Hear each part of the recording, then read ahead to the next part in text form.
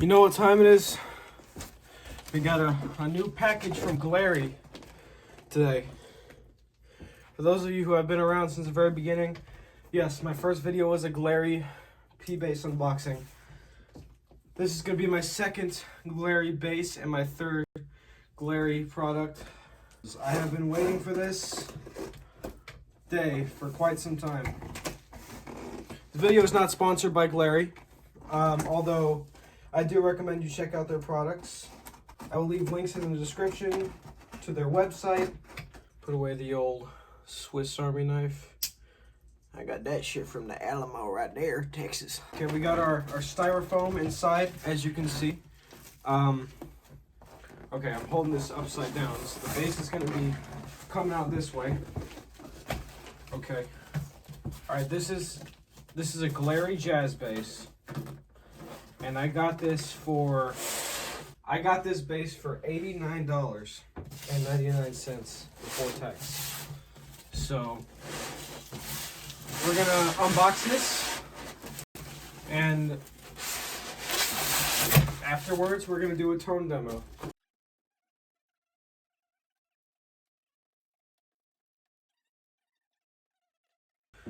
All right, let's take out the bass, shall we? This is actually my first ever jazz bass. Okay, we got some tears right here, but we'll just have to see what that does to the actual bass here in a second. Oh yeah, by the way, shout out to my good friend Vincent Minervine, aka Ass Army. He's been on the channel. He's the one who got me this bass. He's now the bassist of Amiscus. Bought me this bass because I gave him my P bass. So in return, he got me this jazz bass, and I was, very generous of him. High respect for that. All right, when I could get this out, and that's gonna be a second here. This is because this is a very weird body shape.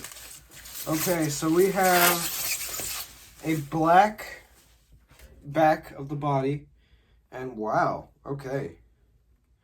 We have the bass here, black pick guard. Of course, it's not in tune. Hold on, diminish. Okay. Yeah, so we have 3 knobs here, which I've never had a jazz bass, so I'm guessing this is a volume. And there's 2 tone knobs for these 2 pickups. We got the classic Glarry logo and the headstock. Got it looks like I think this might be an ebony fretboard. Basswood body. And just plastic pick guard. Yeah, bolt-on neck. All the jazz bass stuff. Maple neck. It's got like a very light satin finish on the back of it. On the headstock as well, there's no finish. Actually, I'm starting to think there's just no finish on this. It doesn't feel like it, but it's not a bad thing necessarily. It's got 20 frets.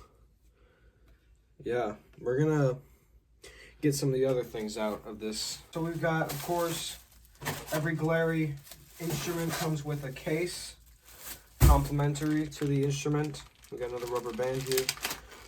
And this has a cable. They're in the bag here, and we got a strap, and we even got a little pick right there, so that's very neat, very neat. Just get rid of some of this trash. We're gonna tune this up real quick.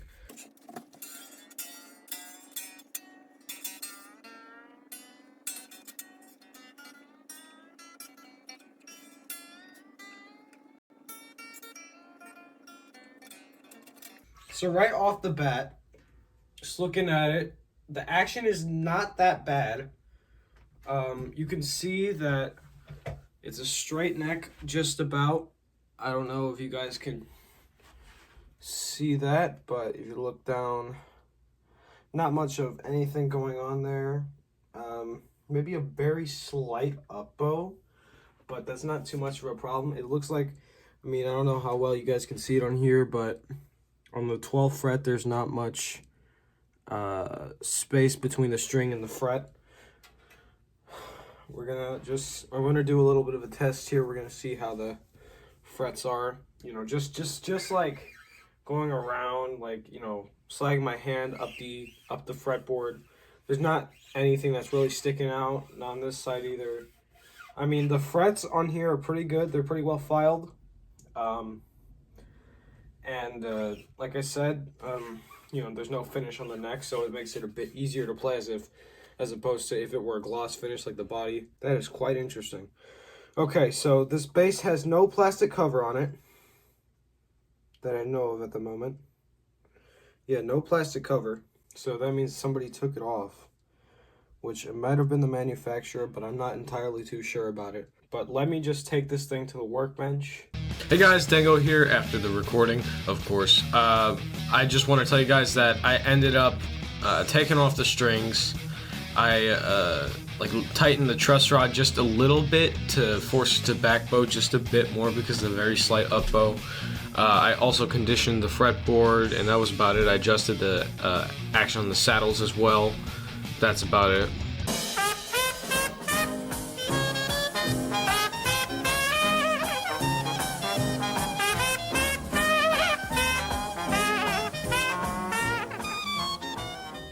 We're going to start with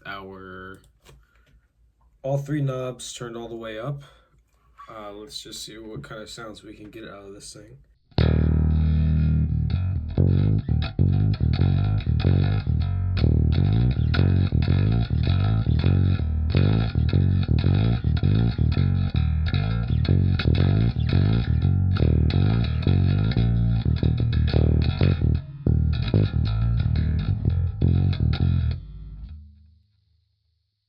Just see what kind of sounds we could get out of this thing. Yeah, I don't need a pick right now, obviously. All right.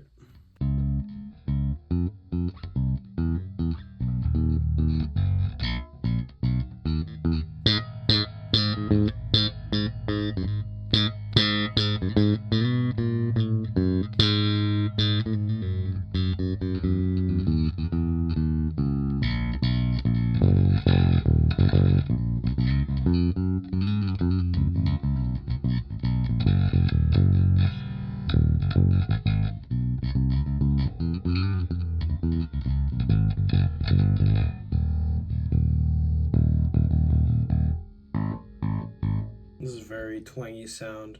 Let's go to just this pickup.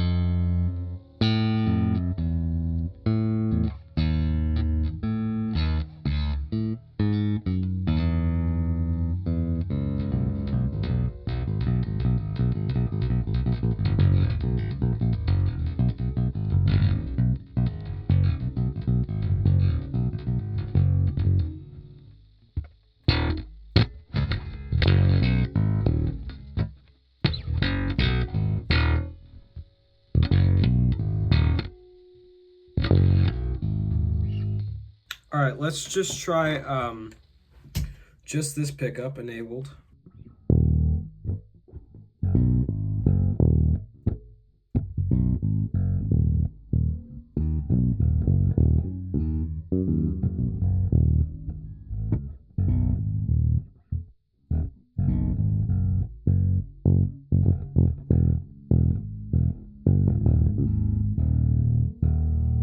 And of course, we gotta play my favorite bass line on here.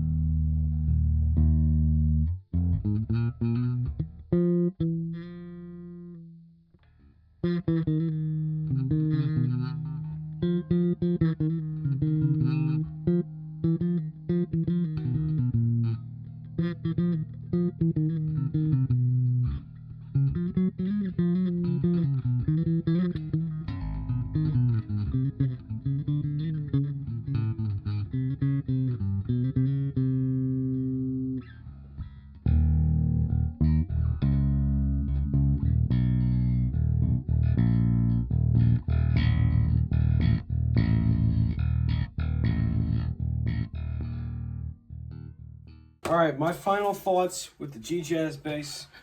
Overall, it's a pretty good bass. It didn't come with perfect action. That wasn't meaning that it's not playable.